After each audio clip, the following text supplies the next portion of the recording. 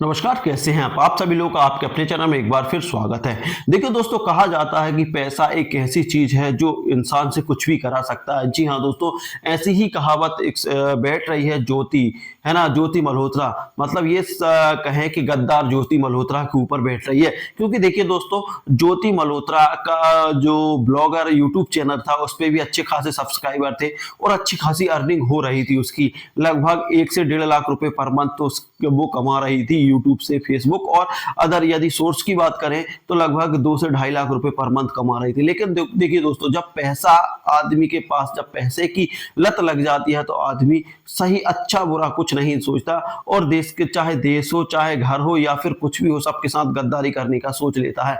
तो इसी लत के कारण ज्योति मल्होत्रा ने पाकिस्तान की जासूस बन गई और दोस्तों भारत के साथ गद्दारी की और उसका परिणाम आज उसको भुगतना पड़ रहा है। तो देखिए दोस्तों, हम देखते हैं कि ज्योति मल्होत्रा का जो 2-3 साल की जर्नी है, कहां कहां ये गई और क्या क्या इसने किस किस जगह खुफिया एजेंसियों को इसने हमारे भारत की जो खुफिया जानकारी है वो दी, इसके बारे में हम विस्तार से चर्चा करने वाले हैं। तो देखिए दोस्तों, जासूसी के आरोप में गिरफ्तार हुई है कौन? ज्योति, है ना। ज्योति मल्होत्रा आखिर कहां कहां गई है ना, घूमी थी, कहां कहां गई और कहां कहां घूमी थी। तो देखिए दोस्तों, सबसे पहले हम बात करें 2013 की बात करें तो 2013 में यदि हम बात करें तो 2013 में ज्योति मल्होत्रा सबसे पहले गई पाकिस्तान।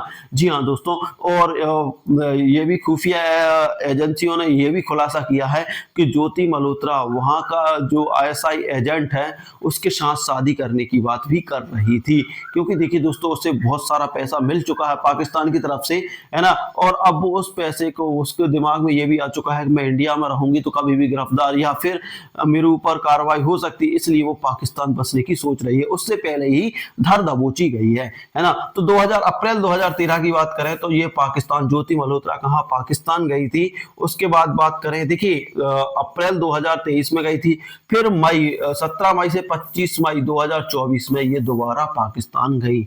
जी हाँ दोस्तों, है ना। उसके बाद बात करते हैं अगला मई 2000, देखिए मई की बात करें, मई 2024 में यह कश्मीर भारत में, है ना, इसने टूर लगाया और वहां पर ब्लॉगिंग की। उसके बाद फरवरी की बात करें, फरवरी 24 की बात करें तो फरवरी 24 बांग्लादेश में, बांग्लादेश के टूर पर भी ये गई, है ना। उसके बाद बात करते हैं कि चीन, देखिए जुलाई 2024 में ये चीन की यात्रा के लिए भी गई और वहां भी ब्लॉगिंग की, है ना। और देखिए हमें पता है कि चीन किसका, जो चीन है वो किसका चहीता है? पाकिस्तान का, है ना। तो ये पाकिस्तान और चीन, ये दोनों, और बांग्लादेश, है ना, जो हमारे दुश्मन कंट्री हैं उनके साथ ये जासूसी करती थी और हमारी जो आर्मी है, एयरफोर्स है ना, उनकी खुफिया जानकारी, जो हमारी सैन्य डिफेंस सिस्टम है, इसकी जानकारी ज्योति ब्लॉक के थ्रू पाकिस्तान को देती थी, है ना। उसके बाद बात करते हैं केरल, है ना।